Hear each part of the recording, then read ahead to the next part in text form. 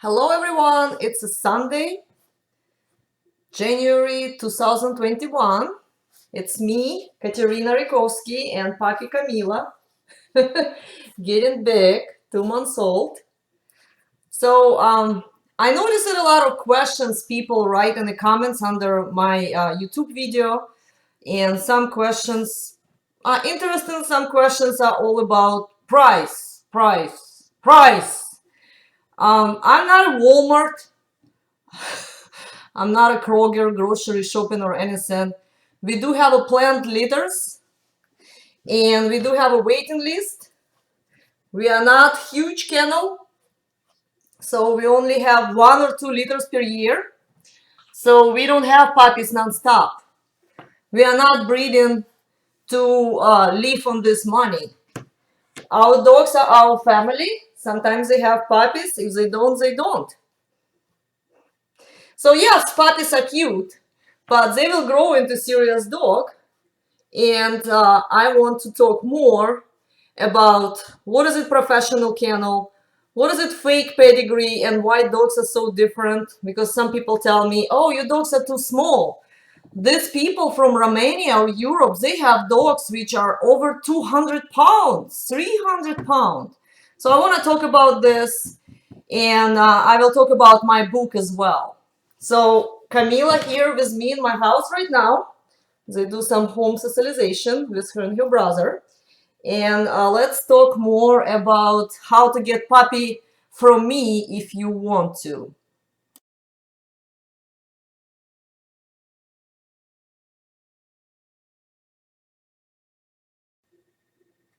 Hi, gang. So let's talk about how you can get puppy from me. So I'm from Russia, so I have an accent. If you don't understand something, I guess you can listen again or ask me a question. So if you like our dogs and you want to get a puppy from us, the first step, it will be to write me a message through my website. My website is guardiandog.net. We are located in Michigan, Detroit area. If you want to have puppy from us, you write a message to me. I will send you information about us, about prices, how many puppies we have per year, and about the breed. I also will recommend you to get my book if you never had this breed before. You will be asked to fill the question form. You want to be on the waiting list for our puppies? I will ask you to fill the question form. So I will show you what it is. These are question forms, questionnaire people have filled who want to have our puppies. It's a 4 pages of questions and some information about you and experience and your experience with the guard breeds, right? I want to know about you. I want to know why you want to have this breed. It's not an easy breed.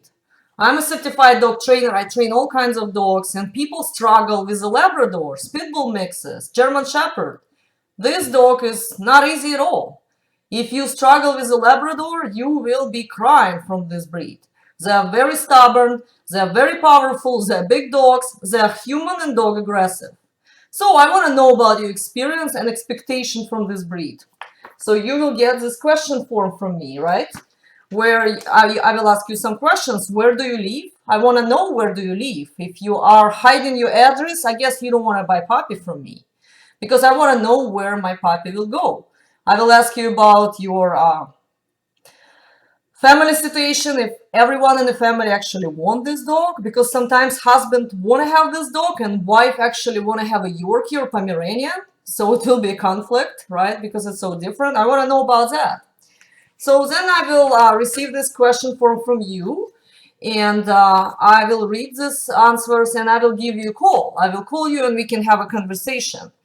If you want to travel to us, to Michigan, and look at me and my dogs, no problem, we can do it. But you will have to fill the question form and make appointment with us, because it's our house. I'm not a facility, right? And not every person who fills this questionnaire will get a puppy. Not just because I don't want to sell you a puppy, because sometimes people just change mind. I have people from all these questionnaires who maybe like 3 or 4 will actually proceed paying deposit because they change minds. Sometimes I have a letter, I call to people and say, hey, you're on my waiting list. Do you want to pay deposits to reserve a puppy? And they said, no, we got Pomsky or we got Yorkie. And I'm like, okay, you really want to have big guard breed like Central Asian Shepherd, but you decided to get a Pomsky. And they said they don't want to have a Central Asian Shepherd anymore because they are done with their puppy shopping. So I guess it's better that they don't get a dog from me. They were not serious.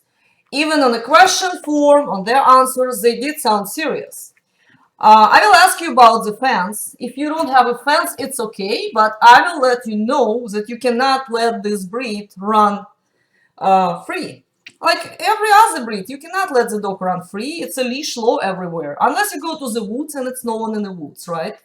So I will ask you some questions and I will talk to you. And if you like, you can travel to us and meet us and our dogs and actually see if you still want to have this dog. And I will ask you if you want to buy my book from me or if you want to order it Amazon so you can read about this breed. So I like people who want to learn more about the breed, not just shopping. It's not the present for your kids. It's not.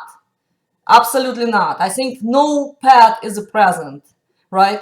Maybe somebody in your family want this breed for a long time and you can present because they were educated about the breed. Yes, it's a nice gift, but just a surprise? No.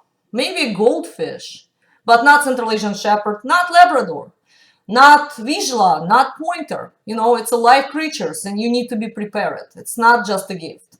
So in the next video, we will talk about what is it professional kennel.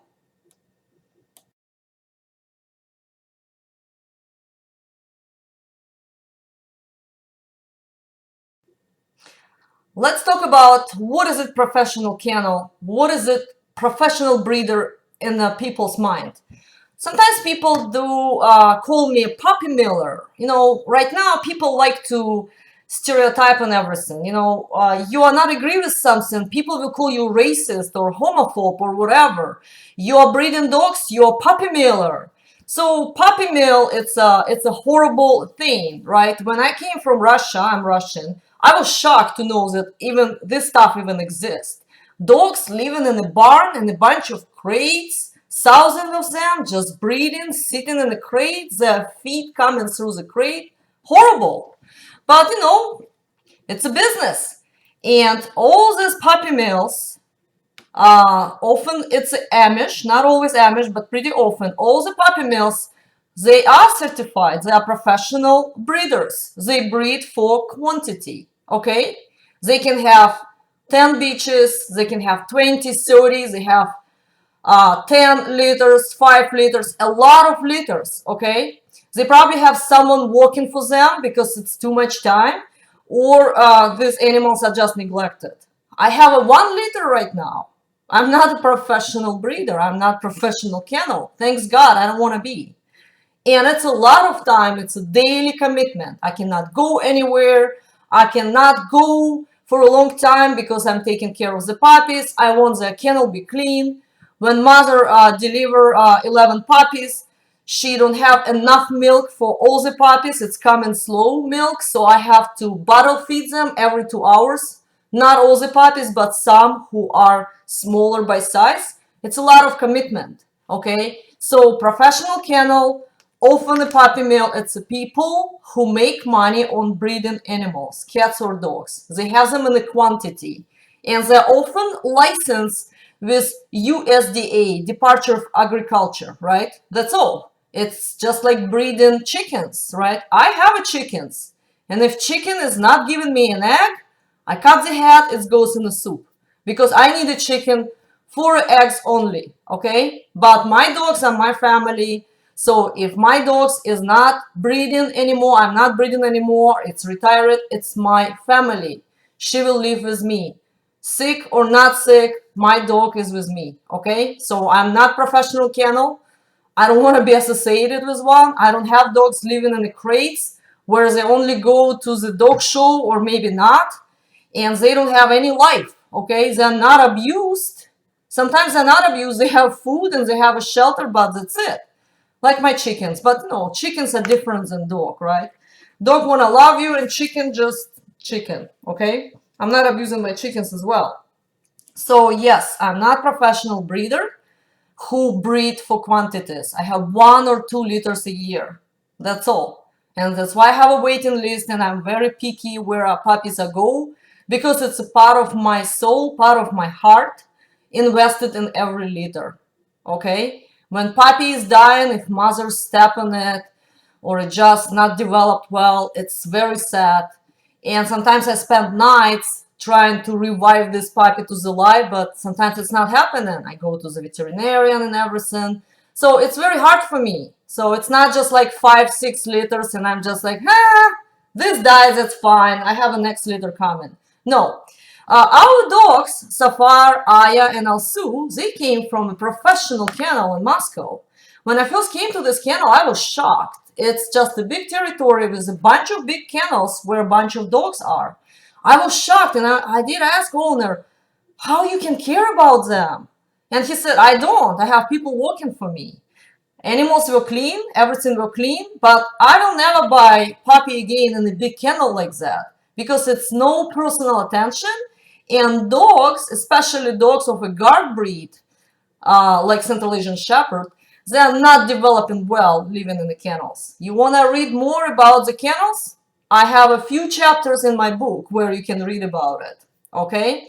But big kennel, quantity, quantity, quantity, bunch of dogs on territory living in the kennels?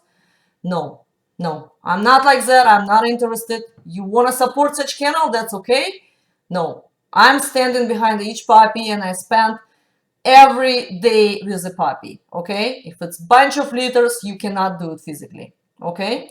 Okay, let's go to the next chapter and we will talk about fake pedigrees and why dogs look so different.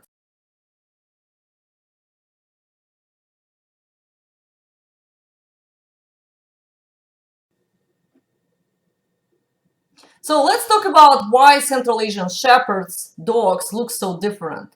You probably, if you're in the United States, you probably heard about the kennel who breeds these huge dogs called American Pit Bulls. And the one dog you can find it everywhere on YouTube, it's a Hulk. It's a 170-pound pit bull. If you look at into the standard of American pit bull, it's a smaller dog, right? It's a smaller fighting breed, and dog in a good condition. Pit bulls, they're not over 70 pounds, so they're 30-40 kilograms maximum. So if we talk about pit bull by paperwork, and here's a pit bull which is 60 pound, and this one is 170, which is twice size. It's not the same breed. If you like American Pit Bulls and you read about breed history and you heard about, what is it, Hulk had Mastiff in his pedigree. Mastiff is not a pit bull, obviously, right? So I think it's in the 5th generation, and you can look at his pedigree. It's not pit bulls everywhere. It's other breeds mixed in to make it bigger. So it's called fake pedigree. I wouldn't, not fake, it's a fraud, right? It's a fraud. And you can also find some petition which was written to United Kennel Club from a pit bull people who said that Hulk pedigree should be revoked because it's not a pit bull and it's a misinformation and misrepresentation of the breed. Okay, American pit bull, it's not this huge bulky mastiff. It's totally different dog. I had an American bulldog, wonderful dog, and I went to weight pool contest where I saw a lot of pit bulls and they did great job. They really did great job with the weight pulling, and they pulled more weight than bigger dogs. Like American Bulldog is over 100-pound dog. So it's not about the size. You need to look into the standard. You need to know what the breed is about, okay? And it's a lot of scam and fraud with the Central Asian Shepherds, where you can meet dog who is 100-pound and 200-pound, twice the size. Not always the same breed. Something happened in some generation. You will never find out. You really need to dig in. Yes, definitely you can find big Central Asian Shepherds, but it's not English Mastiff. It's not English Mastiff.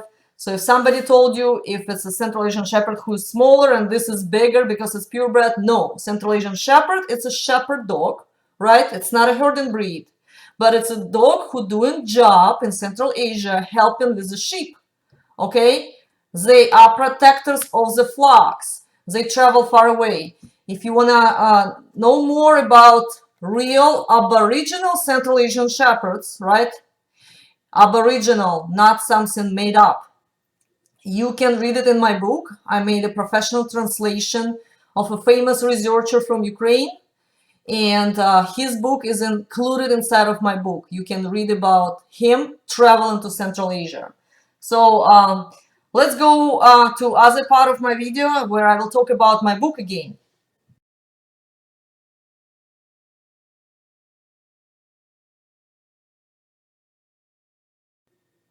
So hi again, let's talk about reading. I love reading. I read all the time.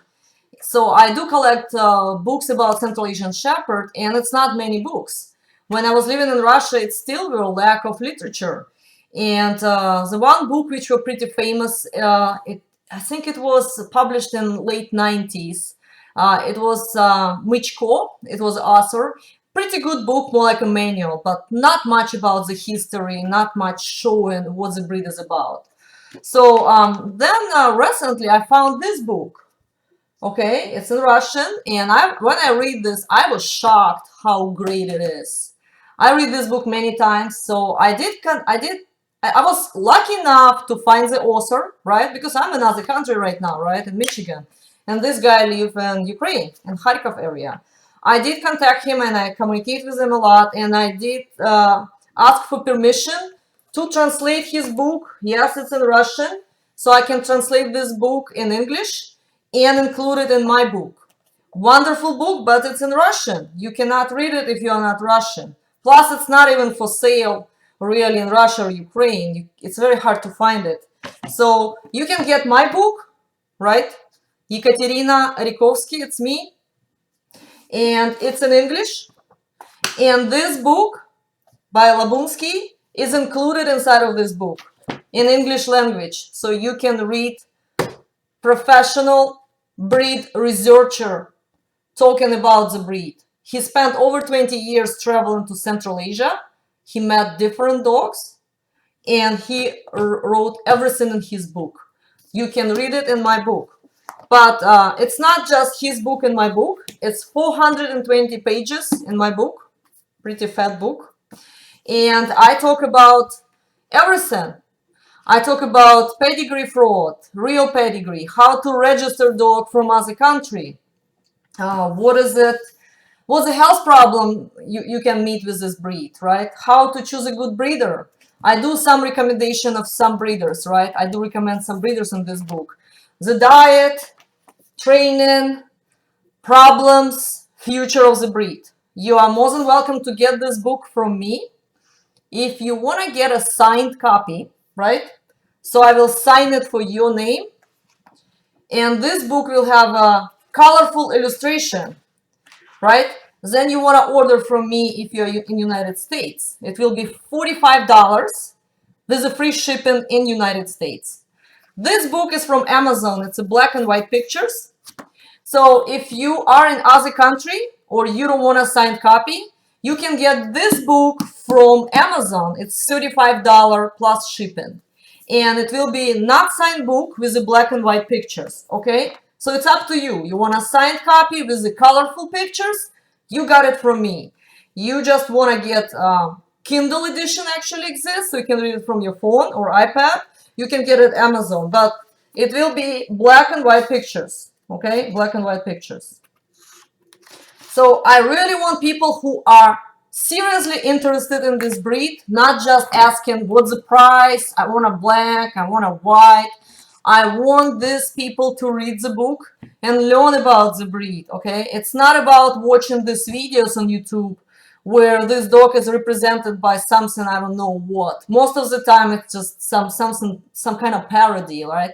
Huge dog barely walking, or just a fighting dog, that's it, used in the fights. This dog will fight, but it's not a fighting breed, okay? It's not a dog with a game. This is a pack animal, and it should protect your territory and walk as a pack, not attacking each other all the time, which still happens, but you as a good owner should prevent it. So it's not a fighting breed, it's not a giant, slouchy, giant, whatever it is. No, it's a shepherd. This dog should do the job. Protect your house, your homestead, your farm, your sheep, your kids, okay? Let's talk about temperament of these dogs.